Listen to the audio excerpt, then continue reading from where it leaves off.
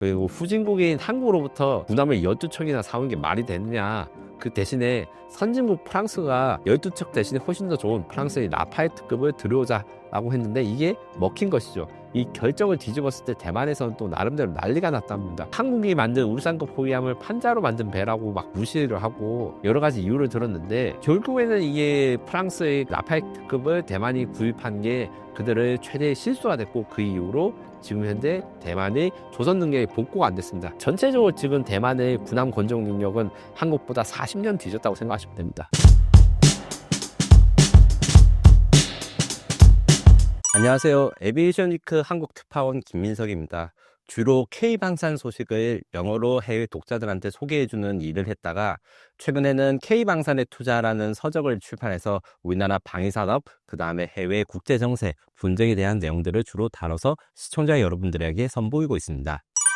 중국이 최근 실시한 타이완 포위 훈련의 진짜 목적은 무엇일까요?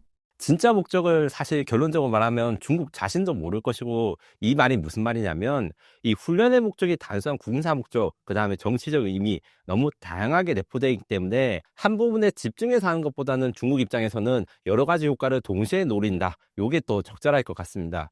이제 단순한 무력 시위가 넘은 것은 맞는데 이걸로 인해서 뭐 당장 내일 모레 전쟁을 할 것인가 요것은 아니지만 이 중간지대 회색지대에서의 도발을 하기 위해서 정치적인 압박도 주고 훈련도 하고 그 와중에서 대만에 대해서 그 간접적인 봉쇄 효과까지 노리는 이런 종합적인 것을 노리는 건데 2025년 12월 29일부터 지금까지 진행되고 있는 정의의 사명 2020라는 훈련 내용을 보면 이게 9개월 만에 다시 대만에 대한 공격 훈련을 시작하는데 단순히 훈련뿐만 아니라 실체적으로 대만의 방해 혹은 그 압박, 억지 이런 것도 다 포함되어 있습니다. 그래서 중국 동부정부사령부는 이 훈련의 목표를 전구부대의 합동작전 실전 능력 검증이라는 명칭인데 이거를 좀 풀었으면 어떤 뜻이냐. 전구, 그러니까 남부 동부군구, 이 대만과의 실제 전쟁에서 전쟁을 담당한 군구가 있어요. 중국은 너무 넓기 때문에 여러 가지 군구로 나눠져 있는데 중국 군의 전투 개념이 군구가 전쟁이 터질 때 한 곳에 다 몰아가지고 병력이 다 몰아서 있는 게 아니고 중국이 만약에 대만과 전쟁을 할 때 한국이라든가 러시아 혹은 인도에서도 또 중국을 공격할 수가 있으니까 동부라든가 남부 몇 개 군구는 전쟁을 담당하자. 이 자기가 전쟁을 담당하는 구역에 대해서 전술, 그러니까 실제로 전쟁이 났을 때 어떻게 대만을 점령할 것인가에 대한 협정, 그 다음에 육해공군, 그 다음에 우주까지 최근에는 중국이 사이버까지 좀 이야기를 하고 있거든요. 그런 다양한 병종들이 합동으로 전술훈련을 하려면 이때 어려움이 있단 말이에요. 이것을 숙달시키는 훈련이라고 설명할 수 있습니다.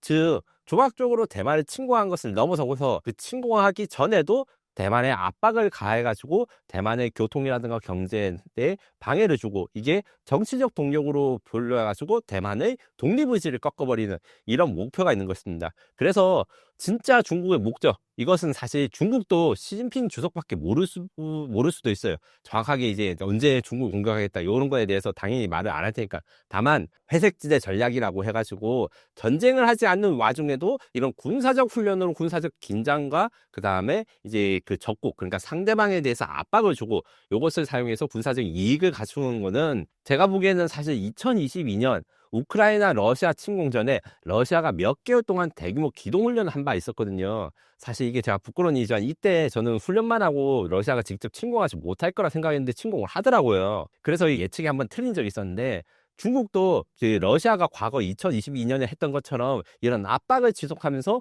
언젠가 중국의 대만을 침공한 최적의 타이밍이 노릴 때까지 이렇게 봉쇄 훈련을 빙자한 봉쇄를 하거나 아니면 대만군의 경계를 높이는 이런 활동을 계속하리라고 생각합니다. 그래서 이제 훈련 내용에 대해서 중국군이 발표한 내용에 따르면 종합 통제권 탈취, 뭐 항만 지역 봉쇄, 외곽 입체 차단인데 여기서 중요한 거는 사실 외곽 입체 차단이라고 해요. 이게 왜 그러냐면 뭐가 외곽이고 뭘 입체 차단한지 이게 명확하게 말을 안 했지만 그 의도는 명백합니다. 미국이 지원군이 대만으로 온 것을 입체적으로 그 다음에 이 외곽에서 차단한다. 그래서 중국군이 대만에 상륙하기 전에 미국이 먼저 오는 것을 차단하고 봉쇄함으로써 대만 상륙을 현실화시킨다. 이런 것도 작전 내용에 포함되어 있는 것 같습니다. 미국 전쟁부는 중국의 군사력이 이제 미국 본토까지 위협할 수준이라고 평가했습니다. 이 평가는 어느 정도로 심각하게 받아들여야 할까요? 저는 다소 미국이 과장을 하고 있는 부분이 있다고 생각해요. 미국 본토까지 위협한다는 거에 대해서 아주 다양한 이야기가 있을 수 있는데 이미 1980년대 후반에도 중국은 미국 본토에 대해서 핵 공격을 가할 수 있는 CSSN-5 ICBM 대륙간 탄도 미사일이라든가 이런 핵미사일들은 몇십 기 정도 갖춰 있거든요. 문제는 핵전쟁이 실제로 일어날 가능성이 대단히 적고 가까이에서는 미국의 영토라고 할 수 있는 하와이부터 이 태평양 지역의 제해권을 가질 수 있는가, 아니면 미국의 동맹국을 침공해서 자신들의 중국 자신들이 점령할 수 있는가, 이런 것들에 대해서 위협적인 능력이 있는 건 분명하다. 하지만 미국 본토로까지 중국군이 쳐들어오고 이런 것까지 이야기를 한 것은 다소 과장이 심하다고 생각해요. 물론 전쟁부가 올해 23일에 2025 중국 군사력 보고서에서 어떻게 이야기했냐면 중국이 미국 안보를 직접적으로 위협할 수 있는 대규모의 핵, 해양, 재래식 타격 능력, 사이버, 우주작전 능력까지 다 갖추고 있다 이렇게 지적하고 미국의 가장 큰 라이벌이라고 평가했단 말이에요. 물론 여기에서는 이제 어떤 의미가 있냐면 미국이 태평양에서의 이익을 지키기 위해서 미국의 함대, 칠함대 아니면 주한미군이라든가 주일미군 같은 부대를 중국이 타격하거나 없앨 수 있는 힘을 갖추기 시작했다, 이런 경계의 의미로서 받아들이는 게 맞는 것 같아요. 특히 그 말이 좀 이해가 되는 게 최근에 세 번째 항공모함을 진수한 중국은 이제 중국 내부의 언론에 따르면 2035년까지 9척의 항공모함을 가질 것이라고 발표를 했거든요. 이렇게 되면 이제 어떻게 되냐? 중국이 9, 그 다음에 미국이 11, 이렇게 항공모함 척수가 이렇게 차이가 나는데 문제는 미국 항공모함 11척은 전 세계에 다 퍼져 있어야 돼요. 뭐 대서양, 태평양, 아프리카 쪽에 다 있어서 실제적으로 지금 현재 미국이 태평양에 전개할 수 있는 항공모함은 최소 3척, 최대 5척 정도에 불과하거든요. 근데 중국은 대서양이라든가 북극 뭐 이런 데까지 신경 쓰지 않아도 그냥 중국 앞바다에서 대만을 점령하거나 아니면 아시아의 지역 동태평양을 점령하기 위해서는 모여 있을 수 있거든요. 그래서 2035년에는 어쩌면 미국 항공모함의 전력이 중국 항공모함 전력의 수적 열세가 될 수 있다. 그래서 9대가 5가 될 수 있다. 이게 정말 무서운 거라고 미국은 생각하고 있습니다. 이는 과거 지역 위협이라고 생각했던 중국, 그러니까 아시아 지역에서 사관이라든가 군사적인 행동을 벌일 거라고 생각했던 중국군 능력이 너무 확장되니까 본토까지 위협할 수 있다. 왜냐? 중국이 미국의 동맹국들을 위협하거나 점령하게 되면 그 다음에는 결국 태평양 지역의 제해권을 중국이 가져가게 되고, 태평양 지역의 제해권을 가져간다는 것은 미국 건국 역사상 한 번도 뺏기지 않은 2차 세계대전 때 일본 제국군도 진주만 폭격을 했지만 그때도 완전하게 태평양의 제해권을 가져가지 않았어요.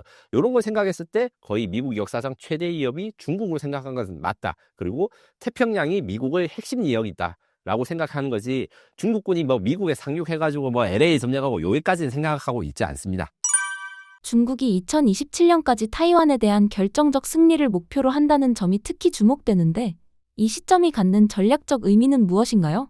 전략적 의미라는 것은 이게 어떤 식으로 군사적으로 사용될 수 있을까? 요걸 좀 분석할 수 있겠는데 전문가들마다 의견이 좀 다릅니다. 다만 이제 공통된 부분은 2027년에 중국이 대만에 침공한다. 극단적인 의견을 추정한 사람이 아니더라도 2027년이 되면 중국이 대만을 침공할 수 있는 충분한 전력을 보유할 것이다 라는 것은 대부분이 다 동일하는 상황이에요. 그래서 군사적 능력 달성의 시점이 2027년인 건 사실이다. 그리고 중국이 대만을 공격할 수 있는 충분한 역량이 되는 2027년이 되면 그때 바로 대만을 점령할 것인가, 아니면 거기서 기다릴 것인가, 혹은 내가 이제 충분한 힘을 가졌으니까 대만으로부터 스스로 항복을 받아낼 것인가, 요거에 대해서는 이제 논쟁의 여지가 생기는 것이죠. 그런데 2027년이 매우 중요한 것은 그 누구도 부정하지 않습니다. 2027년이 시진핑의 4기 연임 집권 추진 가능성에 대해서 이제 결정할 수 있는 시기고, 이거는 전문가마다 약간 의견이 다르서 두 가지 의견이 있어요. 기본적으로 시진핑 자신이 권력을 유지하기 위해서 이 명분을 쌓기 위해서 대만을 침공해야 된다, 뭐 아니면 대만에 대해서 스스로 항복을 받아내려고 한다, 이런 의견이 있고, 반대로 대만 침공의 목표는 시진핑이 되든 혹은 다른 지도자가 되든 중국은 절대 변하지 않을 것인데, 지금 현재 중국의 집단 지도체제에서 바라는 가장 이상적인 대만을 침공할 만한 지도자가 시진핑이라서 어쩔 수 없이 연임을 한다, 이런 의견을 하신 분도 계세요. 이게 약간 요즘에 대한 MZ 담론 비슷한 건데, 기본적으로 해서 중국도 문화 대혁명 세대라고 해가지고 그때 공산당 홍위병 날뛰고 난 다음에 중국을 재건한 이 과정에서 굉장히 고생을 많이 한 게 지금 시진핑 나이 때의 60대 후반 지도부거든요. 그래서 60대 초반부터는 이런 평지풍파를 안 겪고 있는 사람이라 가지고 이 사람들이 독하게 뭔가 결정을 하고 전쟁을 일으켰을 거예요. 요런 의문들이 있다고 해요. 그래서 자의인지 타의인지 모르겠지만 어쨌든 시진핑의 집권과 그다음에 대만 침공과는 상관관계가 매우 깊다. 이렇게 말씀할 수도 있고, 또 제가 이제 다른 이제 대만 전문가라든가 아니면 대만에 있는 군사 전문가들 만나뵀을 때 2027년 말고 다른 시기를 말하는 게 바로 2035년입니다. 2035년은 중국 인민해방군의 50년 전력 증강 계획이 완성되는 시점이에요. 이때가 결국에는 인민해방군의 전력이 완전 완성되고, 그리고 기술적으로는 어떤 게 있냐면 미국 수준 이상의 뭐 스텔스 함대라든가 스텔스 폭격기, 뭐 6세대 전투기 이런 것들이 완성될 시점이 2035년이라서 요때까지 기다려야 된 다음에 대만을 침공할 수도 있다. 이런 썰이 있고, 2049년 이게는 중화인민공화국 독립 100주년 기념인데 요거는 일종의 레드라인이라고 합니다. 무슨 말이냐면 중화인민공화국, 그러니까 중국 공산당은 통일을 목표로 하는데 사실 통일을 못한 것이 큰 숙제예요. 그러니까 대만에 있는 중국 국민당을 완전히 통일시켜야지만 공산당의 존립 의지, 그 다음에 설립 의지가 이제 증명이 된다 생각하는데, 만든 지 100년이 됐는데도 대만과 통일이 안 되면 이건 진짜 큰일 아니다. 그래서 2049년까지는 어떻게든 통일을 하려고 노력할 것이다. 이것들이 대체적인 시각입니다. 즉 결론적으로 2027년에 당장 중국이 대만을 침공할 것인지, 요게 대해서는 논란에 가는 전문가들이 의견이 갈리지만 그 후에 점점 중국의 대만 침공 가능성이 높아지는 것은 그 누구도 부정하기 힘듭니다. 이번 훈련에서 소총을 장착한 늑대 로봇을 공개 투입한 것은 어떤 군사적 메시지를 담고 있나요? 실제 전장 투입을 전제로 한 단계로 봐야 할까요? 저도 그 훈련 영상을 봤는데 강아지같이 생긴 사족보행 로봇이 사람 앞에 먼저 나서면서 이제 정찰하고 이런 것들을 중국군이 보여줬지만 이게 중국군 혼자만의 그 연구 성과는 아닙니다. 이미 대한민국에도 지금 LIG 넥슨이 인수한 고스트 로보틱스라든가 아니면 현대장차가 가지고 있는 보스턴 다이나믹스라든가 이런 로봇 회사들이 사족보행 로봇을 건설 현장이라든가 혹은 뭐 지도 제작 이런 데 많이 쓰이고 있어요. 그리고 군사 용도로도 사용하고 있는데, 문제는 중국군의 로봇 기술이 요새 많이 주목받고 있다 보니까 이게 결합돼서 이거 정말 큰일 났구나. 이제 군사력으로도 이제 중국이 인해 전술을 넘어서 로봇 인해 전술을 가겠구나.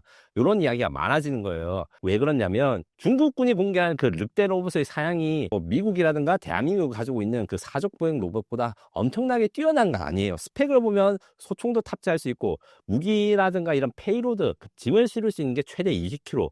그 다음에 5대의 카메라를 사용해서 360도 탐지가 가능하고 선 인간이랑 같이 움직이면서 사람 앞에서 이제 지나가면서 위험 지역을 파악하거나 아니면 총을 쏘고 이런 것들은 사실 한국 혹은 미국이 가지고 있는 사족보행 로봇도 다 할 수 있는 능력이에요. 그리고 이스라엘이 하마스와의 전쟁에서 이 고스트 로보틱스의 비전 60이라는 로봇으로 이런 걸 이미 실전에 썼고요. 그래서 중국이 아주 최신 로봇을 들인 건 아닌데, 문제는 요즘 유니트리라든가 중국의 로봇주 이야기를 많이 하잖아요. 가격대 성능비가 중국산 사족보행 로봇이 워낙 저렴하고 뛰어나다 보니까 여기에 대해서 이런 그 기술 격차로 인한 인해 전술이 생길 수 있다. 그러니까 우리가 로봇계를 한 대 운영하는데 중국은 10대씩 운영하면 어쩌나, 이런 것들에 대한 걱정도 있고, 또 중국이 대만 상륙 작전할 때 굉장히 많이 고민을 하거든요. 생각보다. 물론 대만군보다 중국군이 훨씬 더 크지만 사실 상륙할 수 있거나 상륙 작전이라는 건 굉장히 힘듭니다. 옛날에는 제가 이제 라이언 일병 구하기라는 이제 2차 세계대전 영화로 상륙 작전이 얼마나 힘든지 요걸 표현했는데, 사실은 대만을 상륙할 때 그 엣지 오브 투발로라고 하는 탕크루저가 등장한 SF 영화가 있거든요. 거기에서 노르방디에서 이제 외계인들을 상대로 상륙작전에서 사람들이 막 쓸려나가는데 그 상황이 될 정도로 굉장히 어렵단 말이에요. 기술이 아무리 발전해도 상륙작전이라는 게 결국 어디로 올지 뻔히 아는 상황, 그 다음에 적이 이동로가 아는 상황에서 사실 막는 사람은 약간 디펜스 게임을 하든지 위치만 잘 점령하고 있으면 여러 배 그 적들을 막아낼 수 있거든요. 이런 전술상 이점이 너무 크다 보니까 중국도 희생을 많이 해야 되는데, 이런 로봇계를 사용해가지고 로봇 먼저 위험한 건물이라든가 지역에 들어가서 사람 대신에 사격을 하고 이러면 인명피해가 줄어들면 중국이 공격을 할 가능성도 줄어든다. 왜냐하면 중국의 인명피해가 줄어드니까 이 정도는 죽어도 되겠지 하면서 들어가지 않겠냐. 요게 정말 크거든요. 그래서 이제 상륙작전에서 인명소실이 작은 이런 그 최소화하기 위해서 이런 로봇계에 가까이 있는 지뢰 탐지기 혹은 카메라, 거기다 총같이 나는 거는 사실 대한민국도 연구를 하고 있는 개념이라서 현대로템이 현대 쪽 계열사다 보니까 이제 레인보우 로보틱스랑 함께 상륙작전을 시연하는 홍보 영상이 있습니다. 거기에도 이런 로봇계가 나오고 중국도 똑같은 개념이지만 문제는 중국 DJI 드론이 다른 경쟁 드론보다 싼 것처럼 얘들이 더 먼저 그다음에 더 많이 대량 생산해서 투입하는 요것들에 대해서 좀 우려사항이 되는 것이죠. 물론 이것도 한계가 있기 때문에 아마 이제 저는 이제 가까운 미래 그러니까 4, 5년 안에 이런 로봇계랑 사람이 어떻게 전투하는지 혹은 로봇계들끼리 전투하는 세상이 올 수 있다고 생각해요. 왜냐하면 드론 전쟁이 처음 시작된 우크라이나 전쟁 이전에는 드론 제머라는 개념을 아는 사람이 거의 없었는데 이제는 드론을 뭐 전파 방해를 하거나 아니면 총을 쏴가지고 하는 전용 총알이 있거나 이런 것들이 나오거든요. 그런 식으로 창과 방패의 싸움들이 계속될 것 같아. 다만 그 점에서 중국의 로봇 기술력은 굉장히 우리한테 위협적이다라는 말씀을 드리고 싶어요. 늑대 로봇이 인간 병사를 대신해 전장의 선두를 돌파한다는 개념은 타이완 상륙 작전의 양상을 어떻게 바꿀 수 있을까요? 기본적으로 타이완 상륙작전의 지리적 이야기를 사람들이 잘 모르시는데 제가 현장에서 쭉 가보면 그 타이완에 상륙할 수 있는 데가 굉장히 적어요. 섬이 조그맣지만 대부분 다 절벽으로 돼 있어서 어떻게 생각하시면 되냐면 백사장 그러니까 배가 접안해가지고 막 트럭 같은 거 올릴 수 있거나 항구 아닌 곳에서 이런 장비를 올릴 수 있는 데가 몇 군데 없고 그 통로나 기동로가 매우 좁아요. 나머지는 절벽이라 가지고 절벽에 상륙해도 올라가지 못해서 장비라든가 차량을 못 실는데 로봇은 다르죠. 그래서 상륙 지점을 더 늘릴 수도 있고 그 다음에 미리 투입해서 위험 지역에 대한 정찰을 하는데 이 위험 지역에 대한 정찰이 옛날에만 그냥 단순히 카메라 뭐 이런 것들 시작했다면 요즘은 라이다를 넣어가지고 이제 지도를 정밀하게 만들거나 동굴 들어가거나 그리고 요새는 또 이제 위험 지역이나 사람에 대해서 정찰이나 이런 거를 해가지고 추적하고 이런 것도 가능합니다. 여기다가 이제 만약에 이제 폭발물을 싣거나 총을 가지게 되면 살상도 가능하면 물론 로봇 개가 무기를 탑재한다 이런다 해가지고 당장 개들이 그 영화 터미네이터 생각한 것처럼 이제 로봇 병사가 사람을 학살하고 이렇게 할 수는 없어요. 왜냐하면 이들의 목적은 기본적으로 사람 대신에 저거 위치를 알려주고 차 파괴되는 역할이기 때문에 총이나 이런 걸 사용할 수 있어서 뭐 사람보다 총을 잘 맞추거나 이런 건 아니거든요. 그리고 움직일 때 제한이 좀 있습니다. 그리고 사람들이 그리고 잘 모르는 게 아직까지 로봇계의 단점이 있어요. 뭐냐면 소리가 너무 크다는 겁니다. 방식이 우압 방식, 그 다음에 모터 방식이 있는데 실제로 로봇 강아지라든가 이런 걸 주변에 가지는 분들이 요즘은 거의 없긴데 서버라든가 이런 모터와 이 출력도 꽤 세야 되니까 이게 소리는 잘 들려요. 그리고 마지막으로 충전이라든가 이런 활동 시간이 현재의 기준으로는 약 20분 미만으로 매우 짧습니다.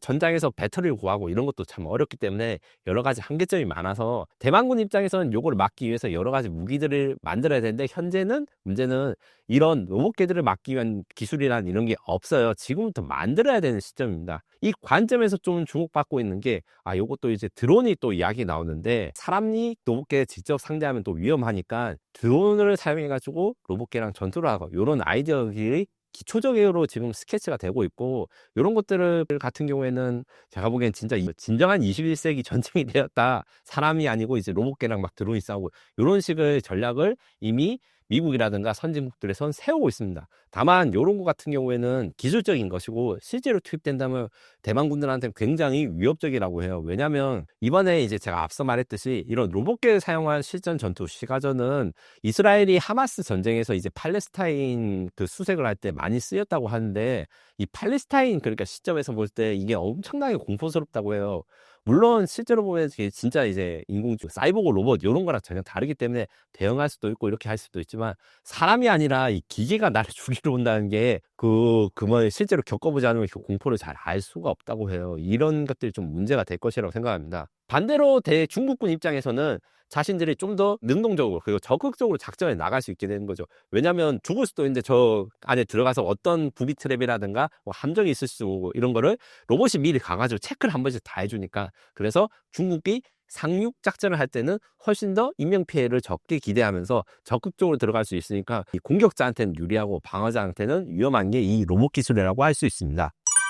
중국과 러시아의 합동 군사 훈련이 잦아지는 가운데 한미일 대북중러 구도가 본격화될 가능성은 얼마나 높다고 보십니까?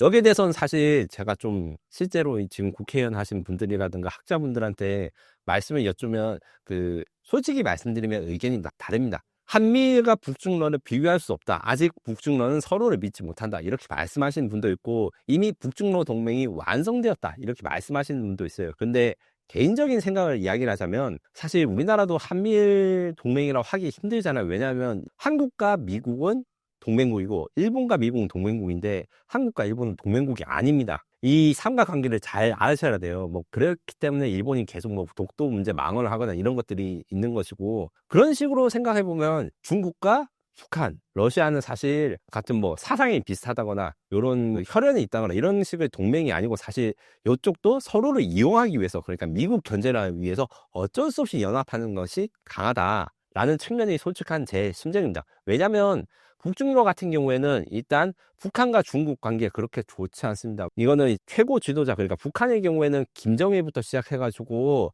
지금 현재 김정은까지 꾸준하게 이제 중국에 대해서 반중 정서를 드러내는 것이 있고 반대로 이제 북한 입장에서는 어떤 게 있냐면 중국 공산당이 자기가 잘 안 됐을 때 북한이 먼저 정부수를 맺거든요. 그래서 많이 도와줬고 중국 입장에서는 6.25 전쟁 때 중국이 안 도와줬으면 북한이 없어질 것이다. 이래서 서로가 서로한테 좀 자존심을 세운 게 있습니다. 그리고 중국과 러시아는 사람들이 잘 모르시는데 국경 분쟁으로 몇백 명이 죽었던 그런 사건이 있고 아직도 중국과 러시아 사이 국경에는 분쟁이 남아 있습니다.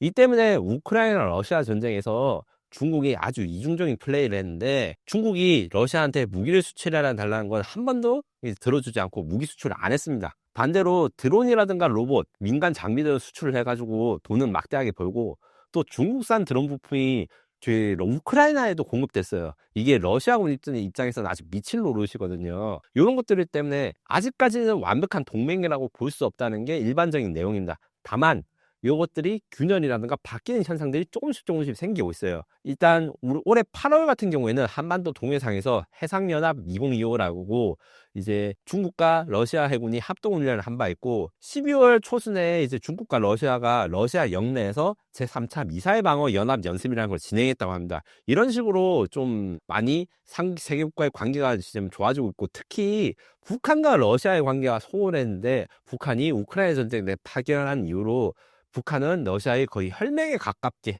많은 군사적 지원을 해 나가고 있어요. 문제는 그 지원 수준이 어느 정도인가에 대해서 아직 정확하게 알려진 게 없고 러시아가 이걸 숨기기 때문에 명확하게 말할 수는 어렵지만 일부 전문가들 같은 경우에는 얼마 전에 공개된 북한의 원자력 잠수함에 원자로를 러시아가 공급했다 이런 문제 제기도 하는 상황입니다. 그런데 이 와중에 한미일 동맹은 사실은 최상의 상황이라고 말하기 조금 어렵습니다.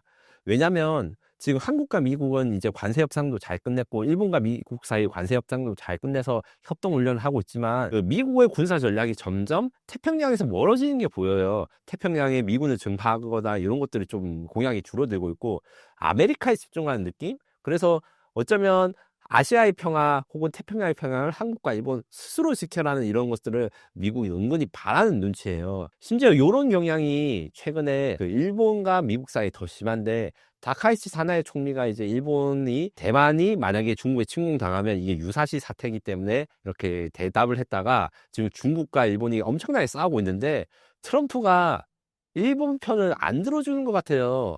이런 식으로 막 중국과 일본이 싸우는데 어떻게 생각하냐 이렇게 계속 물어보면 트럼프는 계속 뭐 시진핑과 관계가 좋다 이런 식으로 이야기를 하고 앞선 질문에서도 중국이 대규모 침공 훈련을 하고 있는데도 트럼프 저가 거기에 대해서 그런 거 하면 안 된다라는 게 아니라 자기랑 시진핑이 사이가 좋다 이런 이야기만 반복하고 있는 상황입니다. 이 관점 때문에 원래는 한미일 동맹이 북중러 동맹보다 훨씬 더 결속이 단단하고 교류가 있었다 이렇게 생각을 하지만 이게 점점 역전돼 가거나 아니면 균형을 맞춰가고 있어서 그 전문가들이 우려를 자아내고 있다라는 게 정확한 상황인 것 같습니다. 태국 공군이 캄보디아와의 전면 충돌 상황에서 한국산 T-50을 실전 투입하게 된 배경은 무엇이었나요?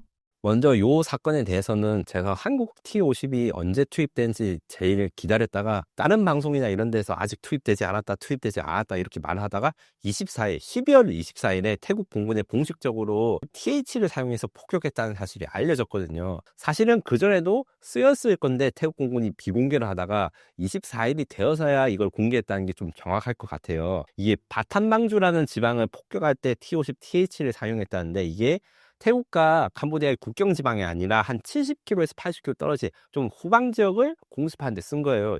이렇게 된 건 여러 가지 이유가 있는데 태국 공군이 지금까지 실전에 사용한 전투기는 크게 두 가지였습니다. 미국의 F-16 전투기가 있고 스웨덴의 그리펜 전투기가 있는데 F-16 전투기는 대한민국 공군도 운용할 정도로 아주 우수한 성능이고 지금도 이제 세계 베스트셀러죠. 하지만 태국 공군이 쓰고 있는 F-16은 F-16 OCU라고 해가지고 약간 노후화됐어요. 업그레이드가 더 필요한 기종이고 이게 F-16이 최신의 전투기라고 하지만 사실은 저보다 나이가 더 많습니다. 첫 비행한 지 이제 50년 되고 태국 공군이 운영한 것도 한 30년 되거든요. 무기라는 게 신제품이 잘 나오는 게 시간이 좀 길다 보니까 이런 일이 생기는데 그래서 성능은 좋지만 이게 노후화돼서 이게 하루에 15번, 10번씩 폭격을 나서고 이렇게는 좀 어려웠던 게 있고 반면에 이제 스웨덴 그리펜 전투기 같은 경우에는 이제 F-16보다 훨씬 최신형 전투기입니다. 다만 이게 숫자가 9대밖에 되지 않는 데다가 여러 가지 문제가 있어가지고 이것만 하기에는 전력이 부족한 차에 태국 공군이 T-50TH를 수입했을 때 그냥 수입을 한 게 아니라 그들 나름대로 약간 포석을 깔아놓은 게 있어요. 무슨 말이냐고 하면 T-50TH는 훈련기로 사용됐는데 한국에 주문을 할 때 이거는 전투기 사양 FA-50으로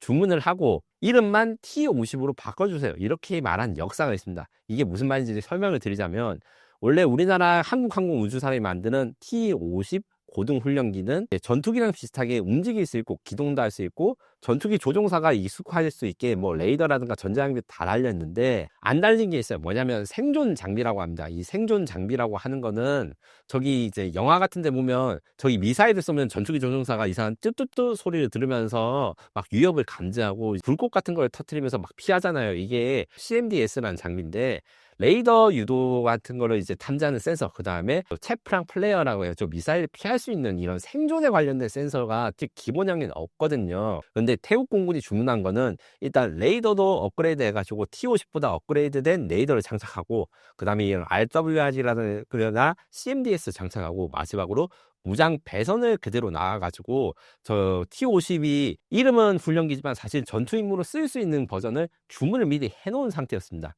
그래서 어떤 사람들은 이게 FA-50이 들어갔다, T-50이 들어갔다 이렇게 헷갈리게 말하는 게 있는 게 이게 태국이 의도적으로 전투기를 샀지만 훈련기처럼 이름을 붙여주세요 라고 했기 때문에 이런 혼동이 생긴 거예요. 그리고 그 태국 공군의 의도는 이번에 정확히 적중했죠. F-16과 그리펜만으로도 이런 폭격 임무가 감당이 안 되니까 T-50을 전투 임무로 전환해가지고 폭격을 하는데 성공하고 무사히 임무를 완수를 했다는 겁니다. 요 같은 경우에는 지금 태국 공군은 이제 KGB 우리 유도폭탄 혹은 MK-82B 유도폭탄을 사용해가지고 캄보디아군을 공습했다고 이야기를 했고, 앞으로는 아마 태국 공군이 본격적으로 이거를 이건 이제는 훈련기가 아니다, 경전투기다 이렇게 인정을 했으니까 추가 도입한 거는 여기에서 더 업그레이드된 버전으로 뭐 필리핀이라든가 아니면 폴란드가 주문한 사양으로 본격적인 전투 능력을 가진 것을 추가 도입할 것이 예상됩니다. 이렇게 된 것이 T-50이 워낙 가동률이 좋은데 이제 한국 공군 기준으로 거의 90% 그리고 외국에서도 80% 이상의 가동률을 보인다고요. 이 가동률이 뭐냐면 원래 10대의 전투기를 샀으면 그날 당장 전투에 투입할 수 있는 거는 거의 3분의 1에서 4분의 1 정도밖에 안 될 수도 있습니다. 이런 가동률이 그날 전투의 임무에 할당된, 그러니까 사람도 당직이 있듯이 오늘은 1번기부터 4번기가 이제 뭔가 전쟁 나면 출격하고 이렇게 지정을 한단 말이에요. 그 지정된 전투기들이 실제로 쓸 수 있는 걸 가용할 수 있는 확률이 거의 우리는 8, 90%다. 그래서 10대 중에 5대를 전투 임무 지정했으면 4대는 반드시 출격이 가능하다.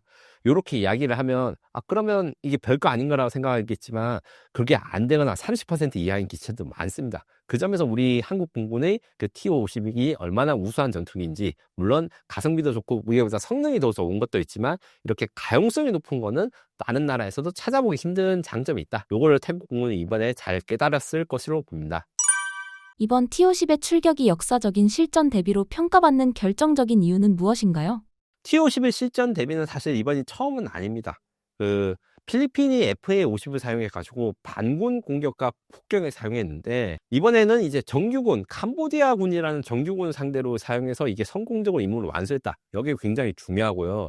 그리고 단순히 국경 지배, 그러니까 근접 항공 지원이라 해가지고 보통 항공기가 지상 공격한 건 몇 가지 임무가 나눠져 있는데 근접 항공 지원 같은 경우에는 진짜 적과 붙어 있는 아군과 이제 아주 가까이 붙어 있는 적들을 폭격하고 있었고, 그다음에 항공 차단이라 해서 이제 무대 뒤에 있는 후방 보급 기지라든가 탄약고를 공급하고, 그다음에 저기 수도라를 공격하는 전략적 공격이라든가 중심 타격이 있는데, 여기서 두 번째 개념, 적 후방의 탄약고라든가 후방 기지를 공격할 수 있는 능력까지 보여줬다는 게 큰 의미가 있습니다. 캄보디아군 한심한 영상 그게 릴스로 많이 떠지는데, 그게 어느 정도 사실이긴 하지만 그럼에도 불구하고 정규군이고 정규적인 화기가 있고, 그리고 대공 미사일이 사실 캄보디아가 있어요. 그래서 그런 대공 미사일 위협도 이겨내고 임무에 투입한 첫 번째 실전 사례가 이번 태국의 T-50 사령이다. 이런 것들에 대해서 굉장히 강조를 해야 되고요. 그리고 이게 태국 공군이 확실히 확인을 안 해주고 있는데, 이번 T-50의 출격에 KGGB, 그러니까 한국산 전투기에 한국산 유도폭탄을 결합했는지는 아직 불명확한 점이 있습니다. 그런데 만약 한국산 전투기에 KGGB, 한국산 유도폭탄을 같이 조합해서 했다면 이것도 최초의 실전 사례가 되기 때문에 이거 같은 경우는 우리가 수출할 때 많이 도움이 될 거라 생각해요. 일례로 제가 KGGB가 지난 7월 달에 태국이 F-16에다가 이 한국산 KGGB 폭탄을 달아서 캄보디아 공격했다, 이게 컨텐츠를 다룬 적이 있었는데, 이게 굉장히 중요한 거였거든요. 이 KGGB가 이미 실전에서 2번 이상 쓰였고, 하지만 반면에 KGGB 유도폭탄이 지금 수출이 막 그렇게 잘 되고 있진 않아요. 폴란드 같은 경우에는 우리가 KGGB 폭탄을 팔려고 했다가 폴란드가 안 샀다고 해서 우리가 안타깝게도 이제 수주에 놓쳤던 게 있는데, 이런 실전 레코드가 쌓이면 KGGB의 수출이 더 늘어날 수 있을 뿐만 아니라 향후에 후속작도 지금 만들고 있거든요. 그 수출도 기대를 할 수 있다. 그래서 이런 의미가 매우 크다고 정리할 수 있습니다. 이번 실전 검증이 K방산, 특히 한국 항공우주 산업의 미래 수출과 위상에는 어떤 변화를 가져올까요? 긍정적인 측면과 부정적인 측면 둘 다 다뤄야 될 것으로 생각합니다. 기본적으로 긍정적인 측면은 동남아시아 최초에서 한국산 전투기가 두 번째 정규군 사용해서 실전 운용했다. 그리고 아시아에서 두 번째 운용이기 때문에 아시아 지역에서 잘 활용될 수 있는 전투기라는 것을 이미 실증을 했다 라는 것을 좀 다른 사람들한테 의미가 있을 것이고, 이 항공기의 신뢰도를 또 증명했다. T-50은 원래 훈련 임무였는데 전투 임무로 빠르게 전환해서 바로 공격에 투입할 수 있다는 점에서 이 항공기가 신뢰성, 그러니까 작전에 투입할 정도로 믿을 만한 작동도 잘 되고 그다음에 성능도 제대로 날 수 있다, 요거를 증명했다. 그리고 그 태국 공군이 T-50을 활용한 이유, 제가 말씀드렸듯이 T-50보다 좋은 비행기를 가지고 있음에도 불구하고 그 F-16이라든가 그리펜의 가동률이라든가 숫자가 부족하다 보니까 이 숫자를 채우는 역할로서, 그러니까 하이로 믹스라는 개념으로 수적 주력 전투기가 될 수 있다. 비싼 전투기는 먼저 사되 그것들이 돈이 모자라면 우리 것도 사면서 전체적인 공군력을 보충해 주세요 라는 것을 어필할 수 있는 아주 모범적인 사례가 된 것이죠. 이 때문에 F-16을 도입한 국가들이 T-50을 도입할 수 있는 경우가 매우 많아지게 될 것이고, 태국 이외에도 폴란드라든가 인도네시아 여러 나라들이 T-50을 도입한 국가 중에 F-16 도입한 나라도 많거든요. 거꾸로 이야기하면 F-16이나 비슷한 급의 전투기를 도입하고 있는 나라들이 지금 F-16이 별로 좀 양이 모자라지고 있는데, 이제 T-50을 삼으로써 이 양을 채워놓는 역할로 좀 이렇게 제한할 수 있을 것입니다. 그리고 이것 때문에 지금 동남아 국가에서의 관심이 실제로 늘어나는 건 제가 봤는데, 이번 12월 사건 전에도 제가 태국 방산 전시회 가서 태국의 대국의 우리 T-50에 대한 수출, 그 다음에 FA-50이라는 수출에 대한 걸 물어봤는데, 우선 태국 공군이 7월 달에도 그 교전 때문에 관심을 가진 거 말고도 말레이시아에서도 이제 높으신 분들이 와가지고 T-50의 성능이라든가 이런 걸 물어봤어요. 지금 현재 말레이시아는 이제 18대의 F-50M 전투기 지금 이제 주문을 받아놨는데, 이게 추가 주문도 가능할 수 있다. 그리고 인도네시아나 필리핀 같은 경우에는 이미 이 T-50이나 FA-50을 사용하고 있는데 추가 도입의 가능성이 있어가지고 인도네시아도 전 FA-50 더 살 수 있을 것 같고, 필리핀 같은 경우에 이미 FA-50을 업그레이드한 계약이 지금 저 방송 녹화하기 바로 며칠 전에 체결이 됐습니다. FA-50이 워낙 잘 쓰다 보니까 앞으로도 계속 더 발전시키기 위해서 돈을 주고 우리한테 업그레이드 키트를 사와가지고 더 성능을 향상시킨다는 거예요. 이런 것들이 앞으로 판매에도 큰 도움이 될 것입니다. 다만 부정적인 측면이 없다고는 할 수 없어요. 캄보디아에 한국에 계신 캄보디아 분들이 국내에서 규탄 집회를 12월 28일 그 서울 용산 국방부 앞에서 개최해가지고 TOC 폭격이 쓰는 걸 좀 막아달라 이렇게 했는데, 개인적으로는 이분들의 마음을 이해합니다. 왜냐하면 자기 나라들이 공격받고 있고 자기가 이렇게 살고 일하고 있는데 이제 한국산 무기가 쓰인다는 것에 대해서 걱정한 목소리라든가 말아달라고 부탁할 수는 있습니다. 다만 전쟁의 성격이라든가 이런 걸 생각했을 때 우리나라는 엄격하게 무기 수출할 때 아무한테 수출하는 게 절대 아닙니다. 이 사람들이 혹시 한국이 주먹의 무기상이냐 이렇게 하는데, 진짜 실제로 무기를 수출하는 입장에서 보면 우리나라처럼 까다롭게 심사를 하는 게 없어요. 일단 교전 중인 국가에는 무기를 수출할 수가 없고, 이게 인권 탄압에 쓰이거나 혹은 부당한 군사작전에 쓰이거나 이럴 가능성이 있는 국가한테는 수출하지 않습니다. 우리도 이런 걸 다 수출 심의하는데, 이번에 태국이 캄보디아의 군사기지를 폭격하거나 한 것은 부당하거나 불법적인 국제법 어긴 군사작전이 전혀 아닙니다. 이렇기 때문에 캄보디아 사람들이 이렇게 데모하는 거 마음적으로 이해가지만 우리가 기술적으로나 논리적으로는 그 사람들의 의견을 들어줄 필요는 없죠. 다만 이런 걸 잘 생각해서 향후 수출할 때 분쟁 지역이라든가 가상적품이 있는 국가한테 수출할 때 어떻게 수출할 것인가, 요거를 잘 우리가 정치적인 고려를 해야 되는 것은 있어요. 그것을 하지 못하면 어떻게 되느냐, 중국처럼 됩니다.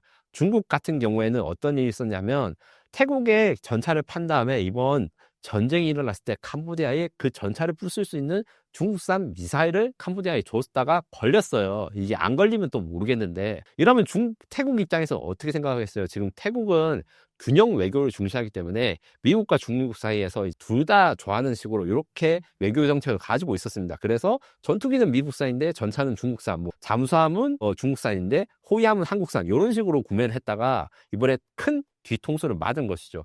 왜냐하면 자기가 적국에 딱 가려고 하니까, 나는 중국에서 전차를 사왔는데 중국이 또 상대방한테는 전차를 부술 수 있는 무기 줬네?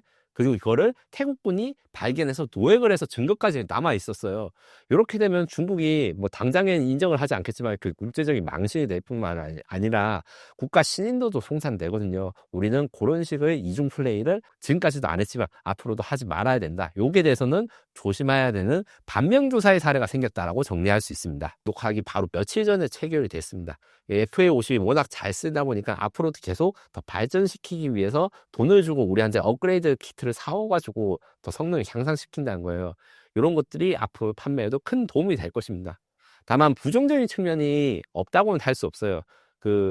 캄보디아의 한국에 계신 캄보디아 분들이 국내에서 규탄 집회를 12월 28일 서울 용산 국방부 앞에서 개최해가지고 TOC 폭격이 쓰는 걸 좀 막아달라 이렇게 했는데, 개인적으로는 이분들의 마음을 이해합니다. 왜냐하면 자기 나라들이 공격받고 있고 자기가 이렇게 살고 일하고 있는데 이제 한국산 무기가 쓰인다는 것에 대해서 걱정한 목소리라든가 말아달라고 부탁할 수는 있습니다. 다만 이제 전쟁의 성격이라든가 이런 걸 생각했을 때 우리나라는 엄격하게 무기 수출할 때 아무한테 수출하는 게 절대 아닙니다. 이 사람들이 혹시 한국이 주먹의 무기상이냐 이렇게 하는데, 진짜 실제로 무기를 수출하는 입장에서 보면 우리나라처럼 까다롭게 심사를 하는 게 없어요. 일단 교전 중인 국가에는 무기를 수출할 수가 없고, 이게 인권 탄압에 쓰이거나 혹은 부당한 군사작전에 쓰이거나 이럴 가능성이 있는 국가한테는 수출하지 않습니다. 우리도 이런 걸 다 수출 심의하는데, 이번에 태국이 캄보디아의 군사기지를 폭격하거나 한 것은 부당하거나 불법적인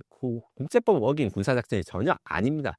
이렇기 때문에 캄보디아 사람들이 이렇게 데모하는 거 마음적으로 이해가지만 우리가 기술적으로나 논리적으로는 그 사람들의 의견을 들어줄 필요는 없죠. 다만 이런 걸 잘 생각해서 향후 수출할 때 분쟁 지역이라든가 가상적품이 있는 국가한테 수출할 때 어떻게 수출할 것인가, 요거를 잘 우리가 정치적인 고려를 해야 되는 것은 있어요.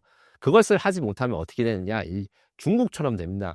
중국 같은 경우에는 어떤 일이 있었냐면, 태국에 전차를 판 다음에 이번 전쟁이 일어났을 때 캄보디아에 그 전차를 부술 수 있는 중국산 미사일을 캄보디아에 줬다가 걸렸어요. 이게 안 걸리면 또 모르겠는데, 이러면 태국 입장에서 어떻게 생각하겠어요? 지금 태국은 균형 외교를 중시하기 때문에 미국과 중국 사이에서 이제 좀 약간 뭐라 해야 되나, 둘 다 좋아하는 식으로 이렇게 외교 정책을 가지고 있었습니다. 그래서 전투기는 미국산인데 전차는 중국산, 잠수함은 중국산인데 호위함은 한국산, 이런 식으로 구매를 했다가 이번에 큰 뒤통수를 맞은 것이죠. 왜냐하면 자기가 적국에 딱 가려고 하니까, 나는 중국에서 전차를 사왔는데 중국이 또 상대방한테는 전차를 부술 수 있는 무기 줬네? 그리고 이거를 태국군이 발견해서 노획을 해서 증거까지 남아 있었어요. 이렇게 되면 중국이 뭐 당장엔 인정을 하지 않겠지만 그 국제적인 망신이 될 뿐만 아니라 국가 신인도도 송산되거든요. 우리는 그런 식의 이중 플레이를 지금까지도 안 했지만 앞으로도 하지 말아야 된다. 요게 대해서는 조심해야 되는 반면교사의 사례가 생겼다라고 정리할 수 있습니다. 일본 자위대가 캄보디아군에게 제공한 VIP 경호 사격 격투 훈련은 실제로 어떤 의미를 갖는 군사적 지원인가요? 요것도 사실 우리가 반면교사로 삼아야 되는 게 있어요. 대한민국도 캄보디아 지번 그 카지노 사건 있기 전에도 사실 대한민국이 다들 아시다시피 코이카를 통해서 지원도 많이 해주고 캄보디아 사관학교 생들이 한국에 와서 교육도 많이 받고 우리 잉여 뭐 차량이라든가 이런 것들을 캄보디아군이 가져간 것도 있긴 있어요. 하지만 그건 아무래도 이제 이런 사건이 일어나기 전의 일이었고 일본 같은 경우에는 우리나라보다 조금 더 이런 선을 잘 지키지 못했다라고 생각한 게 맞을 것 같아요. 제가 한번 문제를 제기했던 게 뭐냐면 일본 자위대 동부방명대가 원래부터 캄보디아에서 평화 유지 활동이라든가 이런 걸 해가지고 일본 자위대가 캄보디아 파병을 한 다음에 캄보디아에 있는 학교를 지어준다거나 약간 평화적인 활동들을 많이 했던 거 요런 것까지는 뭐 다른 나라들도 익숙하지 않은 단계였거든요. 하지만 이번 올해 6월과 12월에 두 차례에 걸쳐가지고 VIP 경호 훈련이라 해서 태국의 VIP 그러니까 지금 훈센 총리나 훈센 상원 의장이나 훈만의 총리들을 경호하는 임무에 있는 특수부대원들의 사격술이라든가 경호술, 격투술을 가르쳐 주는 걸 했는데 문제는 전쟁 중인 12월 11일까지도 이런 교육이 이루어졌다. 요거 입장에서는 이제 지금 일본이 잘못한 것이죠. 왜냐? 일본 입장에서는 캄보디아랑 태국 둘 다 놓치기 싫으니까 태국과 일본과의 관계도 굉장히 좋은데 캄보디아랑도 친하게 지내고 싶어서 이런 지원을 했지만 전쟁 중인데 자위대가 캄보디아에 파견돼가지고 교육을 했다? 요거는 태국 입장에서는 굉장히 마음이 상한 일이고 이게 문제가 된 이유는 태국이 사실 일본과의 관계가 굉장히 깊은데 어떻게 보면 이제 쉽게 말해서 통수를 받았다라고 해도 문제가 안 됩니다. 왜냐하면 태국 입장에서는 이 일본과의 관계가 사실은 2차 세계대전부터 거슬러 올라가요. 이 일본과 태국의 관계는 단순히 점령국, 우리나라처럼 막 일제강점기 있는 게 아니라 동맹을 맺었었거든요. 그 정도로 가까운 나라였고 태국 여행 가면 아시겠지만 차들이 다 한국 차 잘 없고 일본 차가 많고 일본 자동들이 굉장히 많은데 그렇게 친한데 우리가 태국이 캄보디아한테 전쟁을 하고 있는 와중에도 캄보디아를 일본 자위대가 도와줘? 이거는 태국 국민의 국민의식한테 굉장히 타격이 크고 이게 외교 관계에도 아마 이제 마이너스가 될 요소라고 생각합니다. 우리도 이런 것들에 대해서 좀 조심을 해서 우리도 해외 파병이라든가 지원 같은 거 하는 건 좋지만 분쟁 상황을 고려해가지고 신중하게 투입할 것은 투입하고 이렇게 일본 같은 실수를 하지 말아야 되는 것이죠. 태국과 캄보디아가 휴전에 들어갔는데 앞으로의 상황과 전쟁이 다시 발발할 확률은 어떻게 보시나요? 지금은 이제 태국군의 완전한 승리로 지금 보여지는 것 같아요. 지금 현재 저는 이제 시청자 여러분들이 태국과 이제 캄보디아의 분쟁에 관심을 많이 가지셔서 제가 캄보디아는 아는 사람이 없지만 태국 쪽에 이번 간 김에 많이 사람들을 고려하거나 이제 군인들을 이야기를 하면서 상황 같은 걸 좀 여쭤보거든요. 고지를 점령한 다음에 이제 태국 국기를 걸어서 승리 퍼포먼스를 하거나 아니면 부대원들이 모아가지고 기념사진 이런 것들을 찍으면서 지금 SNS에 올리면서 이번 전쟁이 마무리되었고 태국군이 승리가 됐다. 이걸 굳어지는 것으로 현지에서는 좀 느껴지고 있어요. 다만 요거랑 별개로 이 휴전 활동이 언제까지 지속될지 요건 아직 가시밭길에 있습니다. 지금 현재 상황이 휴전이 이루어지는 상황에서도 태국군이 지뢰를 밟아가지고 지금 한 분이 다리가 절단됐다고 하고 이런 사고들이 많은데 이런 것들이 군사적 긴장이 언제든지 우발적 충돌이라든가 이런 사고에 의해서 다시 전쟁이 재발될 수 있는 거예요. 다만 제가 좀 태국 현지 소식통들한테 여쭤보니까 태국이 일방적으로 이번 전쟁에서 이겼는데 태국도 피해를 가진 게 있어요. 국경지방에서 군사작전을 하려다 보니까 국경지방에 있는 농민들을 지금 피난을 해가지고 후방에 뭐 사원이라든가 이런 데다가 피난민 캠프를 차려가지고 그분들이 좀 많이 힘들어 하신다고 해요. 이런 것들을 생각했을 때 사실 태국도 피해가 없지 않은데 그런 평화가 계속되고 이제 그런 난민들이 다시 되돌아오는 상태가 되는 게 태국한테도 이득이지만 갑자기 돌발스러운 상황이 나오면 태국 입장에서는 이미 한번 이겼기 때문에 이 승리를 지속하기 위해서 이번에는 이제 지금까지는 싸우는데 앞으로 이런 조정이 나오는데 평화적으로 협상하고 이렇게 할 수 없어요. 왜냐하면 자기가 주도권을 가진 상태에서 끝냈기 때문에 이걸 유지하기 때문이라도 이런 분쟁이 재발될 가능성이 아직은 남아있다라고 말씀드릴 수 있습니다. 한국은 세계 최강급 이지스 구축함 상륙함, 자수함까지 만들고 수출하는데 대만은 어쩌다 경쟁력을 잃어버리게 된 건가요? 이게 한국 전문가들과 대만 전문가들의 시각이 조금 다릅니다. 대만 전문가들 입장에서는 대만이 한국보다 불리한 위치, 그러니까 인구도 작고 중화공업을 일으킬 수 없었다. 이런 것들 때문에 어쩔 수 없이 한국에 추월당했다. 이런 식으로 말하시는 분들이 많은데, 우리 입장에서는 그거는 어느 정도 말이 맞지만 핑계고, 우리 입장에서는 종합적으로 국산화에 대한 열정이라든가 아니면 자주국방에 대한 열정이 70년대부터 진짜 끈질기게 노력해서 지금의 결과가 나와서 50년간의 투자가 있었는데 비해서 대만은 그런 투자를 잘 진행하지 못했고 국산화 노력이 실패하다 보니까 다른 나라한테 무기를 의존하거나 혹은 구형 무기밖에 받을 수 없는 이런 상황이 된 것이죠. 한국에서 이제 기술 개발이나 방위사업 개발을 얼마나 열심히 했냐면 1970년대 우리나라가 처음으로 무기를 만들자고 결정했을 때는 지금 뭐 원자력 잠수함을 만든다더니 항공모함이나 전투기를 만든다니 하지만 그때는 소총을 카피하는 게 어려워가지고 1970년대도 이미 2차 세계대전 때 썼던 소총, 그러니까 그때 당시 최신형 소총을 복제하지 못해서 에번 개런들 해가지고 이제 한국 전쟁 때 그때 당시에도 20년이 지났을 때 그 소총을 복제하려고 시도했을 정도예요.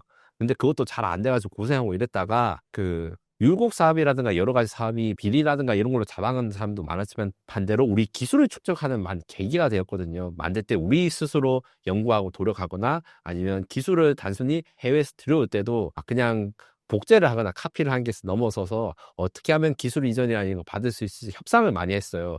이런 것들 사례 중에서 제일 유명한 게 우리 얼마 전에 퇴역한 장고감 인수권이 있는데, 제가 장고감이나 잠수함 함장님께 들은 이야기로는 우리가 첫 번째로 독일에서 잠수함 사기로 결정해서 그 장고감을 독일에서 인수받았는데 그냥 받았다고 끝나는 게 아니라 점검을 하면서 이건 왜 이렇게 됐냐, 이건 어떻게 만들었냐 이렇게 꼬치꼬치 캐고 찾다 보니까 똑같은 잠수함인데 독일 애들이 쓰는 거랑 우리나라 쓰는 거랑 산소 발생하는 장비에 관련한 규격이 달라가지고 독일한테 따진 거예요. 야, 우리는 왜 이렇게 이산화탄소가 많냐, 손실이 불편하다. 그러니까 독일 애들은 아니다, 이것들은 너희들 거 충분히 써도 된다, 그러니까 내놀이 하지 말고 그냥 가라, 이렇게 했는데 그걸 우리나라가 못 참고 그 독일 담당자를 우리 잠수함에 태운 다음에 3일 동안 잠수시켜놓고 그래도 네 지금 살만하냐, 공기 좋냐 이렇게 물어보니까 독일 담당자가 백기를 들고 독일과 동일한 사양의 그 장비로 교체해주고 이런 사례들이 있었거든요. 그래서 단순히 국산화 이런 노력하는 것도 중요하지만 얼마나 좋은 무기를 어떻게 사야 되는지 이런 꼼꼼한 안목과 그 다음에 노력들이 있어서 지금 결과가 나온 반면에 대만은 선택을 실수를 했죠. 이제 대만이 과거에 중국에 대응하는 의미로 미국으로부터 군사지원을 많이 받았는데 그게 무상으로 받은 게 많아요. 우리도 물론 무상으로 받았지만 우리는 점점 무상에서 유상으로, 그리고 우리가 스스로 독자 개발하는 걸로 홀로 서기를 했는데 비해서 대만은 여러 가지 이유를 들어서 그런 걸 안 했거든요. 그래서 1980년대까지만 해도 대만이 경제 군사 부분 종합적으로 한국을 사실 앞질렀습니다. 그런데 점점 뒤처지기 시작하다가 지금의 상황이 된 것이죠. 그래서 2023년에 국산 잠수함, 대만의 국산 잠수함 하이콩컵이 건조됐을 때도 한국보다 20년 정도 느리고 그 다음에 만들고 나서도 기반 기술이 없다 보니까 지금까지도 제대로 실전 투입을 못하고 잠수가 잘 되고 있는지 테스트 정도만 진행된 단계예요. 이런 게 순간의 선택과 꾸준한 노력들이 결국 지금의 차이를 만들어냈다라고 정리할 수 있습니다. 대만은 90년대까지는 기술과 경제가 한국보다도 좋았는데 현재는 왜 건조 능력조차 사라진 걸까요? 요 같은 경우에는 대만 입장에서는 여러 가지 국산 기회가 있었는데 국산 기회가 있을 때마다 그 돈으로 딴 거 사지, 요런 병이 있었습니다. 우리가 자동차를 살 때 중형차를 살려고 하니까 이거 옵션만 더 들어가면 대형차랑 가격이 비슷한데 그럴 거면 대형차 사지, 이런 장비병이 있거든요. 이 납차분들이 좀 많이 겪는 건데 비슷한 현상이 대만의 무기 개발 사례도 있습니다. 우리나라처럼 국산 무기, 그러니까 대만의 T 무기 같은 걸 여러 가지 개발하는 시도들이 그 돈이 그 돈 주고 왜 국산 무기 만드니 성능이 안 나온다, 미국으로부터 사서 쓰면 되는데 왜 그러냐. 한국은 이런 이야기나 의견이 나왔을 때 이걸 잘 수습하고 국산 개발로 갔지만 대만이 그렇지 못했습니다. 그런 것들 중에 대표적인 사례가 대만의 울산급 도입 사건입니다. 울산급이 뭐냐면 지금 현재 이제 한 척 두 척밖에 안 남은 우리나라 해군의 호위함인데 우리나라가 최초로 만든 정식 현대적인 전투함이라고 생각하시면 돼요. 요거 만들기 전에는 전부 2차 세계대전 때 미국군이 쓰던 배들만 사용했다가 독립을 한 최초의 배인데 대만이 이 울산급 호위함 12척을 80년대에 구매를 하려 했거든요. 근데 단순히 한국산 무기를 구매를 한 게 아니라 한국산 무기를 들여온 다음에 대만산 장비로 채워넣고 대만이 기술 이전을 받아가지고 대만도 울산급과 같은 전투함을 만들 기술을 받는 이런 목적의 포석이 커가지고 협의가 막 잘 됐어요. 12척을 한국으로부터 도입해가지고 생산하게 됐는데 90년대에 갑자기 그러니까 89년쯤에 대만이 마음을 바꿉니다. 정확히 말하면 대만 해군 중에 일부가 우리나라보다 못 살고 그때만 해도 사실 국민소득이 더 높았습니다. 그리고 후진국인 한국으로부터 군함을 12척이나 사온 게 말이 되느냐. 그 대신에 선진국 프랑스가 12척 대신에 훨씬 더 좋은 프랑스의 라파에트급을 들여오자라고 했는데 이게 먹힌 것이죠. 이 결정을 뒤집었을 때 대만에서는 또 나름대로 난리가 났답니다. 한국이 만든 울산급 호위함을 판자로 만든 배라고 막 무시를 하고 이 여러 가지 이유를 들었는데 결국에는 이게 프랑스의 그 라파에트급을 대만이 구입한 게 그들의 최대의 실수가 됐고 그 이후로 지금 현재 대만의 조선 능력이 복구가 안 됐습니다. 지금 현재 대만이 만들고 있는 국산 전투함의 경우에는 지금 2,500톤급 전투함을 만들려고 하는데 워낙 기술이 부족한 상태에서 이게 단절이 되다 보니까 옛날의 논쟁이 다시 들어오고 있다 해요. 이 돈 줄 바에야 또 딴 데서 사오지 왜 국산을 만들려고 하냐. 이런 것들이 계속 반복되면 자체적인 기술력을 쌓을 수가 없게 됩니다. 울산급 도입 당시 대만 해군 고위 장성이 한국 함정을 폄하한 일이 있었다는데 해당 사항 설명해 주실 수 있을까요?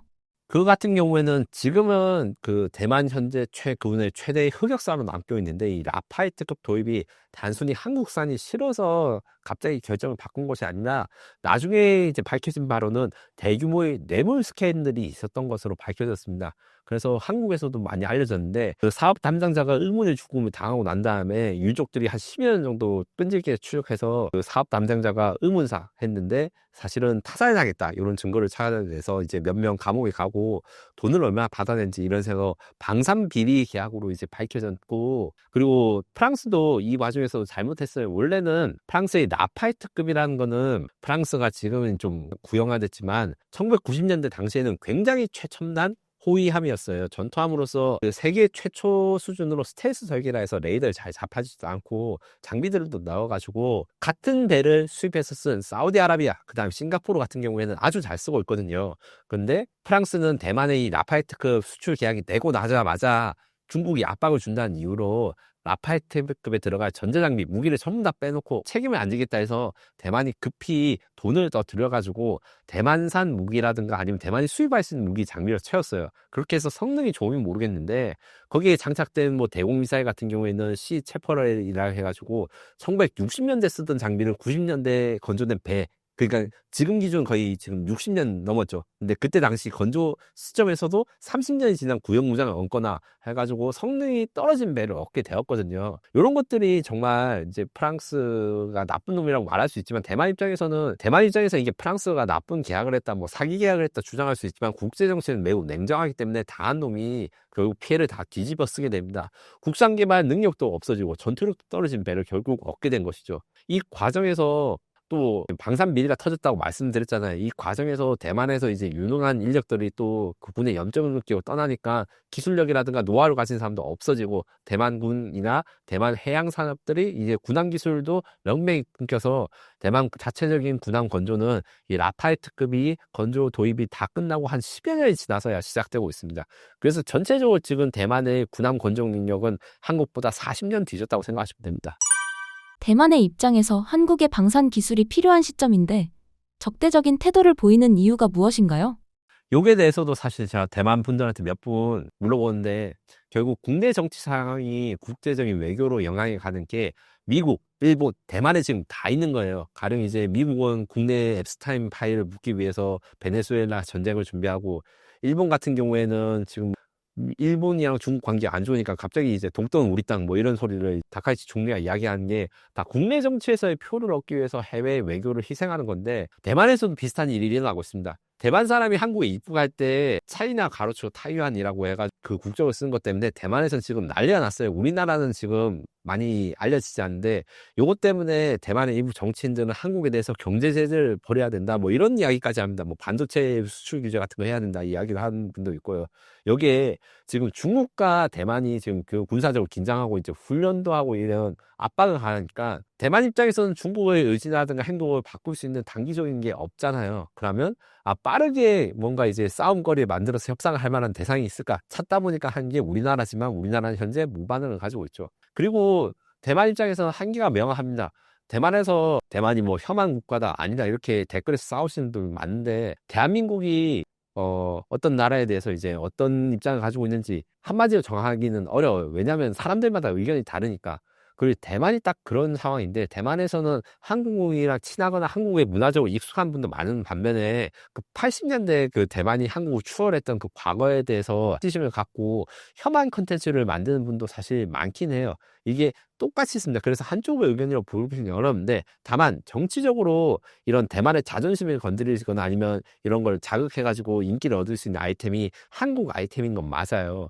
이런 것을 사용해가지고 사실은 대만과 협력을 잘해야 되는 게 대만 입장에서는 이익인데, 이게 국내 정치적으로 표를 얻다 보니까 한국이랑 뭐 각을 들라고 이렇게 하는데, 반대로 또 대만 입장에서는 한국이 중국과 대만과의 균형적인 외교를 추구하는데 불만을 가진 거 있습니다. 우리나라는 지금 현재 대만 대사관이 없어요. 대만 대표부만 있는데, 요거는 일본이나 미국 다 마찬가지입니다. 대만을 국가로 인정하지 않고 하나의 중국의 원칙에 동의하면서 중국과 수교를 한 나라들은 공통된 사항입니다. 그러니까 뭐 방산기술이나 이런 거 이전해 주는 것도 없고 무기도 팔지 않는 것이죠. 근데 요거를 그러면 이제 중국이 위협적이니까 우리가 대만에 무기를 팔아야 되냐? 요건 또 아니죠. 우리가 그런 일이 만약에 미래에 있을 수도 있지만, 그거는 미국이랑 일본이 하나의 중국 원칙을 포기하고 뭐 미국에 일본이 대만에 무기를 파고, 뭐 지금 미국은 이제 대만에 무기를 팔고 있지만 사실은 좋은 무기를 팔고 있는 게 하나도 없어서 대만 입장에서 불만이 많아요. 왜냐하면 미국조차 중국 눈치를 보기 때문에 대만 인군이 필요한 무기가 아니라 그냥 미국이 줄 때 그렇게 눈치 안 보는 무기를 골라서 주거든요. 이런 것들이 변화가 되면 모르겠지만 우리가 먼저 나서서 뭐 대만과 협력을 하고 이럴 필요는 전혀 없습니다. UAE가 수많은 선택지 가운데 한국의 KF-21을 최후의 카드로 검토 선택하게 된 결정적 이유는 무엇인가요? 이게 저는 이 내년에 제발 UAE가 계약을 해줬으면 좋겠는데, 아주 최후의 카드라고 지칭하기에는 UAE가 마지막 사인을 안 하고 있는 상태에서 사실 저 같은 사람들이 좀 애를 태우고 있다라는 게 솔직한 심정인 것 같습니다.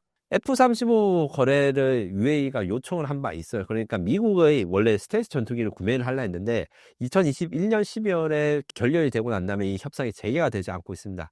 이 와중에 지금 트럼프 대통령은 또 UAE의 이웃 나라인 사우디아라비아의 F-35 전투기를 판다 어쩐다 이렇게 이야기가 되고 있다가 또 이게 붕 뜬 상태거든요. 이런 상황에서 UAE는 자신들이 최신의 전투기를 갖고 싶은데 마땅한 대상이 없었습니다. 단순히 최신의 전투기를 가지는 게 더 끝나는 게 아니라 UAE는 자국의 방위 사업을 좀 발전시키는데 이 전투기랑 연계를 시키고 싶어 하거든요.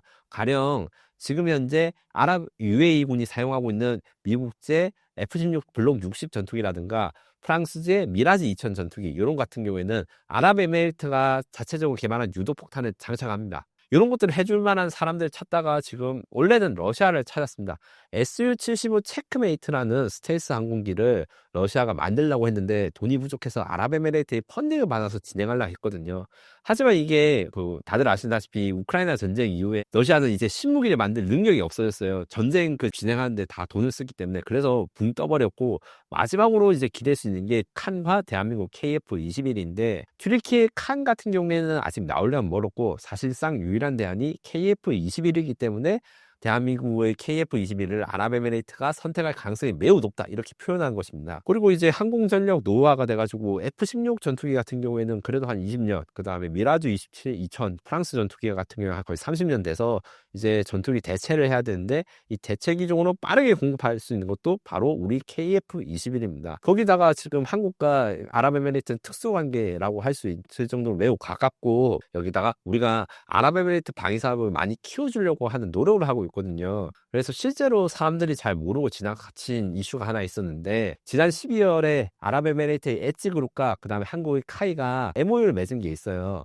이 MOU 내용이 전략적 협력이라 해가지고 구체적으로 뭘 협력하는지 공개를 안 했기 때문에 기사화가 잘 안 되는데, 이 아는 분들은 알지만 그 전에 있었던 이 서울에어쇼에서 어떤 게 있었냐고 하면 F-21에 무기를 탑재할 수 있는 내용을 공개했을 때 아무 발표 없이 은근슬쩍 아랍에미레이트가 개발한 알타리크라고 하는 유도폭탄을 탑재한다. 요거를 현수막이 딱 붙여서 공개를 했는데 이게 공식적으로 발표를 안 하고 넘어가니까 사람들이 모르고 다 지나갔어요. 근데 이미 협의가 되고 있고 이런 아랍에미레이트산 무기를 탑재하도록 KF-21이 미리 준비를 하고 있다는 건 그만큼 아랍에미레이트 공군의 채택할 가능성이 높아지고 있다. 이런 증거로 봐도 되는 것이죠.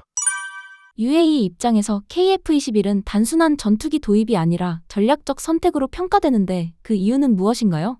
아랍에미레이트의 자주국방 의지가 굉장히 크고 그 자주국방 의지가 사실은 다른 나라들이랑 비교가 불가합니다. 어떤 나라들이 막 제 국산 무기를 만들겠다고 하는 나라들 많은데 대부분 다 쉽게 말하면 택가리를 많이 해요. 택가리라고 하는 거는 이제 메이커를 바꿔가지고 메이드 인 코리아처럼 하고 이런 것처럼 자기들이 그냥 부품을 다 받고 조립만 한다거나 아니면 이제 생산 권리라든가 라인 같은 걸 이전한 다음에 자기네나 우기거나 하는데 아랍에미레이트는 그렇지 않습니다. 엣지그룹이라고 하는 아랍에미레이트에 있는 모든 방위사업체들 연합체가 있는데 이 사람들은 기술 이전을 받고 스스로 인프라를 건설하고 그리고 기술자들을 교육하는데 정말 진심이에요. 그런 것들을 진정성 있게 해줄 수 있는 파트너를 찾다 보니까 대한민국을 찾은 것이고 올해 강훈식 비서실장님이 아랍에미레이트 가서 150억 달러의 방산 협력을 하겠다 이렇게 발표를 했는데 아이템이 뭔지는 이제 비공개를 했어요. 그게 그래서 150억 달러치 KF-21 산다고 잘못 알려졌는데 KF-21 도입 규모를 빼고도 150억 달러의 우리가 교류를 할 수 있는 거리가 아랍에미레이트랑 있는 것입니다. 왜 이렇게 금액이 많아졌냐면 무기를 구매하는 게 아니라 기술을 그다음에 만들 수 있는 인력이라든가 연구 인력을 교육까지 다 포함된 금액인데 여기에 대해서 이제 기밀 내용이 많아가지고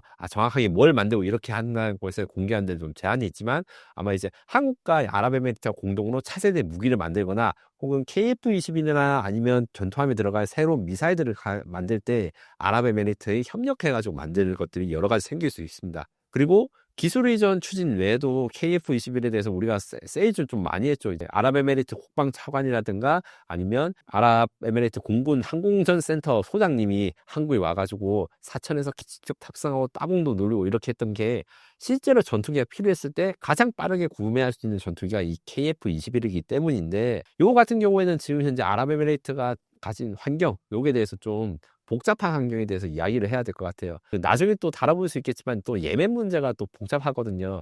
아랍에미레이트의 혈맹이라 할 수 있는 사우디아라비아랑 요게 예멘 문제에서 또 입장을 달리하고 있고 그 과정에서 아랍에미레이트는 또 이란이랑도 대적을 해야 되는데 이란이랑은 대적하면서도 협력을 해야 되는 복잡한 상황이 있고 또 사우디아라비아는 또 이란과 철천지 원수고 이런 상황에서 자신들의 힘을 키워야지만 상황이 어떻게 벌어지든 자신들이 버틸 수 있다고 생각하는 거거든요. 안 그래도 나라 규모가 워낙 작다 보니까 그리고 또한 아랍에미레이트가 미래 먹거리로 중동의 무기 창고가 되고 싶어하는 욕구가 굉장히 강합니다. 지금 에너지로 지금 돈을 벌고 있지만 에너지 외에 다른 신산업을 찾고 있는데 그중에서 가능성이 높은 게 바로 이 방위 사업이거든요.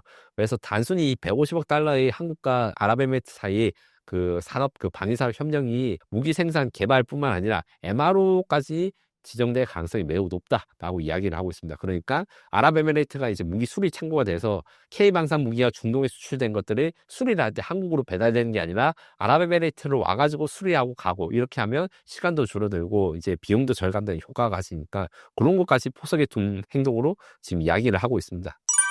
미국의 F-35, 프랑스 라팔 등 기존 강자들을 제치고 KF-21이 경쟁력을 가질 수 있었던 가장 큰 무기는 무엇이었나요?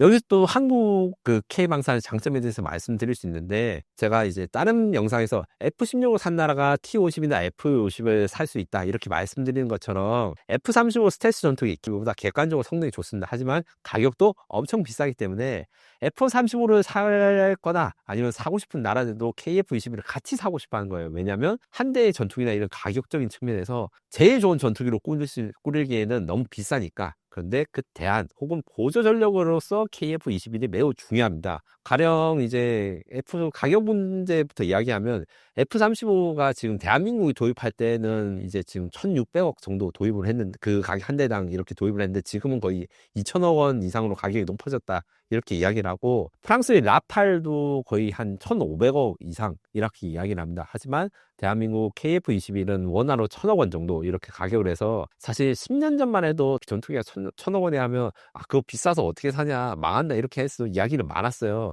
근데 진짜 재밌는 게 뭐냐면 KF21이 지금 이제 2012년, 14년부터 개발되면서 지금 완성될 때 KF21의 가격은 그 10년 동안 변한 게 없습니다. 목표 단가 양산돼서 절대 한 번도 오버가 된 적이 없는데 우리는 가만히 있었는데 경쟁자들이 가격이 너무 높아진 거예요. 그 지난 10년 동안.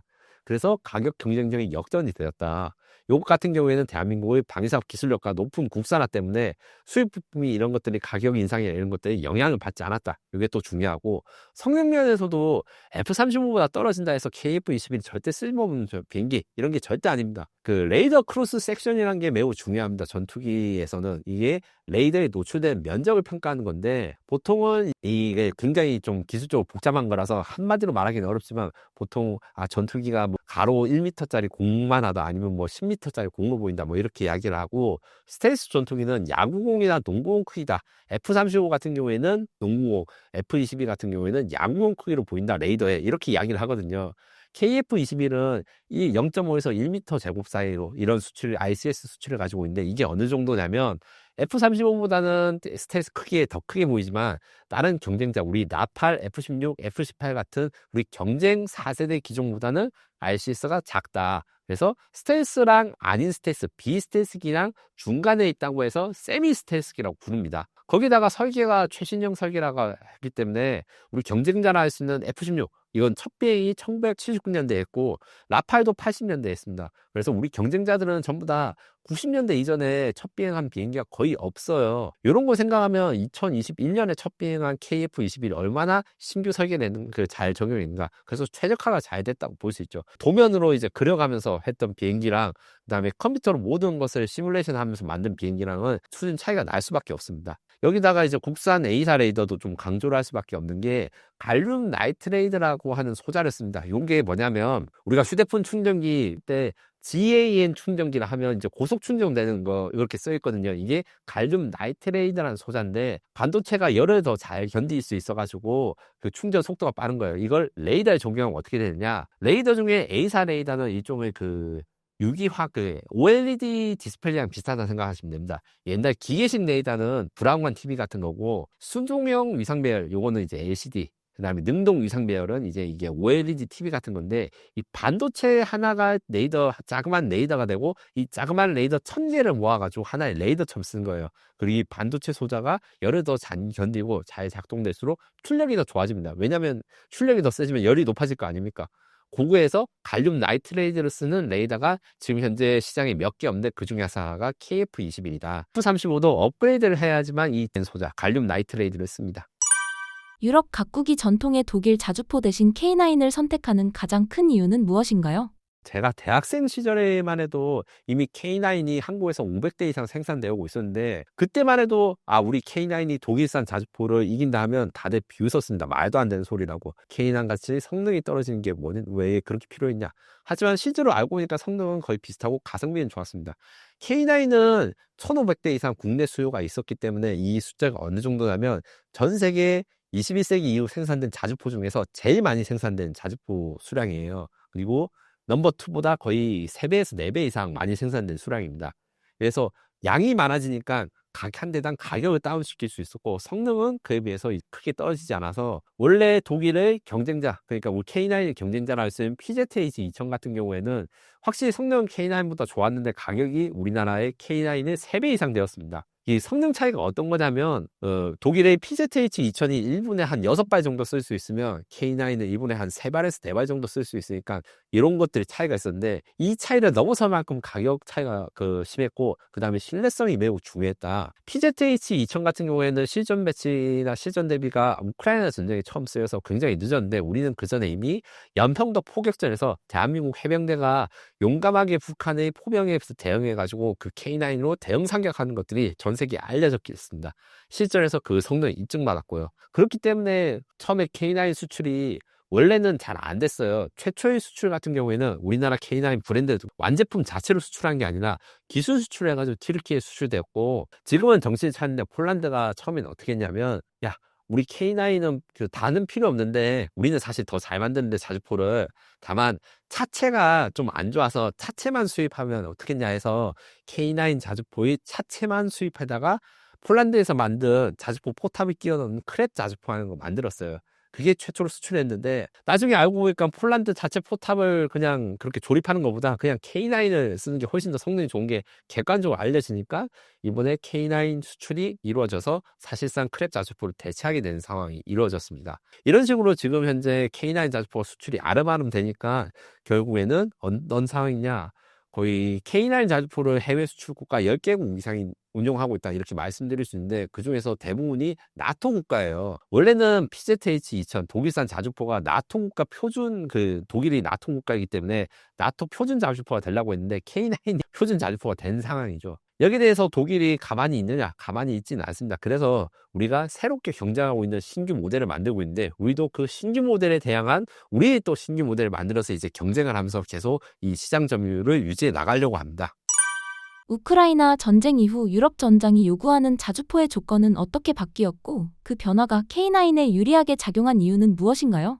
결론적으로 이야기를 하면 그 K9 자주포도 지금 우크라이나 전쟁이나 이런 최신 기술의 지금 현재 버전에서는 거기에 대해서 좀 약한 게 사실이에요. 왜냐하면 K9 자주포가 잘 팔린 거는 재래식 전쟁에서 굉장히 잘 성능을 받는다. 쉽게 말해가지고 북한이 야포가 3,000대 이상 대한민국 수도권을 겨냥하고 있으니까 거기에 대응하는 전력으로서 K9 자주포가 1,500대를 생산했고 이런 것들이 다른 나라들은 이게 별로 우리나라에 맞지 않는다 생각했어요. 왜냐하면 전면전이 일어나지 않을 거고 뭐 테러리스트랑 전쟁을 할 때 이런 게 왜 필요하냐 이랬다가 우크라이나 전쟁이 사실은 드론이라든가 첨단 무기를 많이 사용했다고 생각했지만 재래식 전쟁이거든요. 그래서 대량으로 이런 자주포를 사용하고 이렇게 운용할 때 굉장히 요구사항 그런 것들이 K9이 맞아서 지금 이렇게 잘 된 게 있습니다. 다만 K9도 지금은 해결하지 못한 문제가 하나 있었는데 드론 공격에 취약하다는 겁니다. 지금 K9은 대공무장에 대해서 좀 개발사를 이야기하자면 북한의 그 대공 포탄이라든가 이런 것들이 좀 위협이 있어서 K9 처음 만들 때는 20mm 발칸포, 그러니까 대공포를 던지려고 육군이 요구를 했다가 이렇게 하면 K9이 거의 가분수 전차가 되는 거예요. 그 옛날 게임에 보면 전차인데 막 포탑이 여러 개 있어가지고 막 그 백화점 같이 차려있고 이런 것까지 돼서 그 육군이 그런 요구를 좀 그런 거 너무 과도하니까 좀 수정하자 해서 지금의 K9이 됐는데 지금 K9의 대공무장으로는 사실 드론에 대해서 대응할 수가 없어요.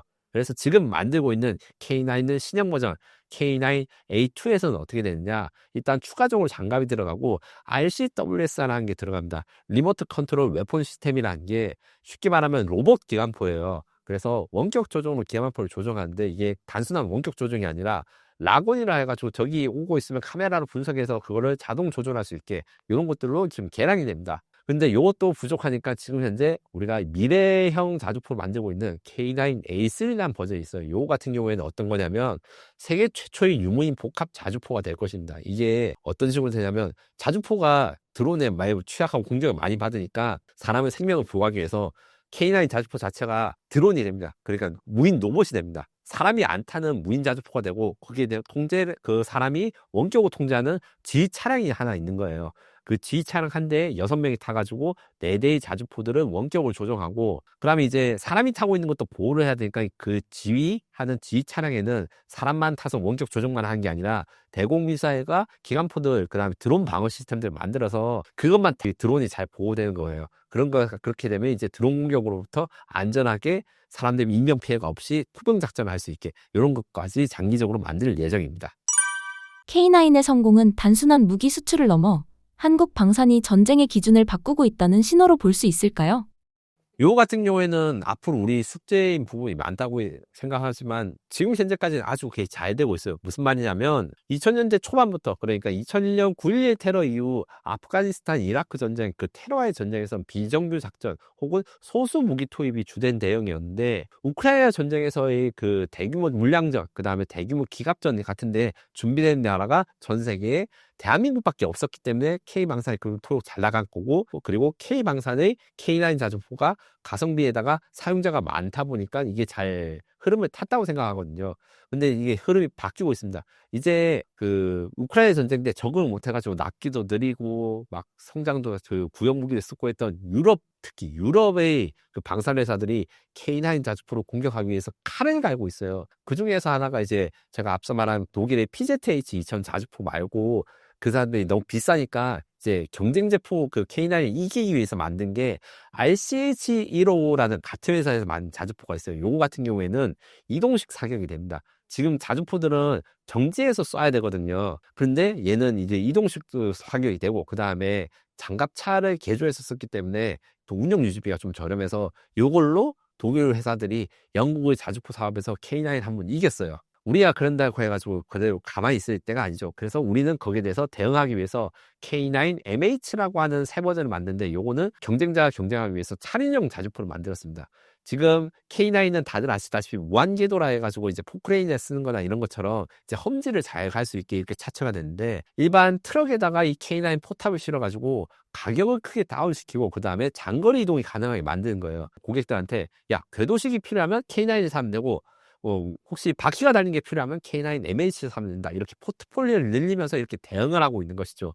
이 미래전의 트렌드에 대해서 우리가 먼저 들어간 게 맞고, 지금까지 잘 된 것도 맞지만 이에 맞춰서 새로 전장 환경도 변화하기 때문에 우리도 신제품을 내놓으면서 이렇게 대응하게 해서 이렇게 물고 물리해서 발전하는 게 지금 현재 K방산의 현 상황이고, 그럼 미래는 어떻게 될 것이냐 했을 때, 유럽 방위사업체들의 성장세가 높은 것은 사실이지만 여기 또 한계가 있어요. 가령 K9 자주포의 생산 능력 이런 것들을 유럽 회사가 갖추려면 제일 쉬운 방법이 뭐냐, 이거 사람들이 말씀을 잘 안 하시는데 한국과의 협력을 하는 것이 그들한테는 최선의 방안입니다. 민간 부품을 생산하거나 민간 시장을 생각하시면 안 돼요. 그 방위사업은 경쟁과 협력이 공존하기 때문에, 그래서 한국산 자주포를 막 이렇게 경쟁을 하다가 안 될 것 같으면 한국산 자주포를 그 사람들이 기술 이전하거나 아니면 공동 개발해서 유럽 버전의 자주포를 만들거나 이런 식으로 해서 대응을 할 것이라서, 앞으로는 이제 유럽형 K9 이런 것들에 대한 출현도 기대해 볼 만하고, 그래서 이런 식으로 유럽 방위사업이 한국 방위사업 위협하면 이제 한국 방사는 뭐 다시 망한 거 아닌가 이렇게 우려를 하는데, 제가 보기엔 오히려 이걸 다 기회로 삼아가지고 유럽 방위사업과 연계를 해서 우리 자유민주주의 수호하는 국가들의 무기고가 되는 역할로 더 발전할 것이고, 이 발전 방향에 따라서 K9 자주포도 똑같이 또 기술적인 발전이라든가 새로운 버전들을 기대해봐도 좋을 것 같습니다. 신사임당 구독자분들께 한 말씀 부탁드립니다. 2025년은 사실 그 우크라이나 러시아 전쟁 외에도 하마스 혹은 뭐 태국 등 여러 가지 분쟁들이 많았습니다. 대한민국 방위산업은 사실 이런 그 국제정치 환경이 그 나빠지면서 성적도 좋았는데, 이게 단순히 기뻐할 일이 아닌 것도 맞아요. 다만 대한민국 방위산업은 저뿐만 아니라 실제로 방위산업에 지금 수출 세이즈를 하고 계신 분들이 단순히 무기를 팔아가지고 중국의 장사꾼 이렇게 생각하시는 게 절대 아니고요. 세계 평화라든가 지역 안정에 기여하기 위해서 우리가 좋은 무기를 공급해서 올바른 나라에 수출할 때 이게 억지 효과가 되고 전쟁을 예방한다는 생각하에서 평화를 위한 방위사업을 추진하고 있다. 이 점에 대해서 꼭 알려달라는 부탁을 받았습니다. 시청자 여러분도 이런 방위사업에 대한 이런 이슈에 대해서 생각할 때 그렇게 부정적인 시각으로만 보지 마시고 이 평화를 유지한 방위사업 여기에 대해서 좀 많이 관심을 가져주시고 지원해 주셨으면 좋겠습니다.